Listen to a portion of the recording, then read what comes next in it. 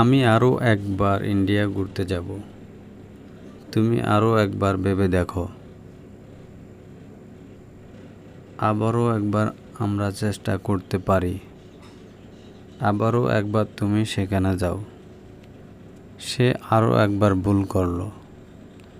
Hello viewers, welcome to my channel English now and then. ভিডিওর শুরুতে আমি যে সেন্টেন্সগুলো রিড আউট করেছি এবং এই সেন্টেন্সগুলোর মধ্যে কমন যে একটি ওয়ার্ড রয়েছে তা হলো আরও একবার, এবং এর জন্য আমরা ইংরেজিতে ব্যবহার করতে পারি ওয়ান্স মোর টাইম অথবা ওয়ান্স অ্যাগেইন। আরও ভালোভাবে বোঝার জন্য আমরা একটা স্ট্রাকচার ব্যবহার করতে পারি, আর স্ট্রাকচারটি এরকমই হবে sentence then once more time অথবা ওয়ান্স অ্যাগেইন আমরা ব্যবহার করতে পারি। তাহলে শুরু করা যাক আজকের ভিডিওটি। তার আগে বলে রাখি, আপনি যদি আমার চ্যানেলে নতুন হয়ে থাকেন তাহলে অবশ্যই চ্যানেলটি সাবস্ক্রাইব করতে ভুলবেন না এবং পাশে থাকা বেল আইকনটি অন করে দিবেন, যাতে করে পরবর্তী কোনো ভিডিও আপলোড করলে সবার আগে আপনি পেয়ে যান। তাহলে শুরু করা যাক আজকের ভিডিওটি। আমি আরও একবার ইন্ডিয়া ঘুরতে যাব। I will visit India once more time.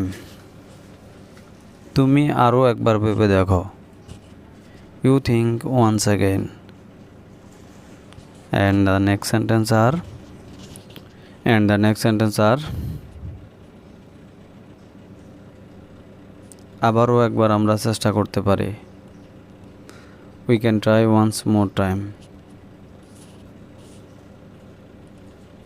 আবারও একবার তুমি সেখানে যাও। You go there once again.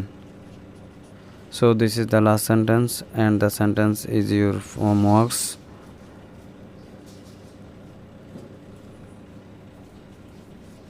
তুমি আরও একবার ভুল করলা, এবং এই সেন্টেন্সের ইংলিশ ট্রান্সলেট কী হবে তা অবশ্যই কমেন্ট বক্সে লিখে জানাতে ভুলবে না। আজকের ভিডিও পর্যন্ত। Thank you all, thank you everybody. Please do like, share and comments. Never mistake to subscribe the channel. Thank you once again.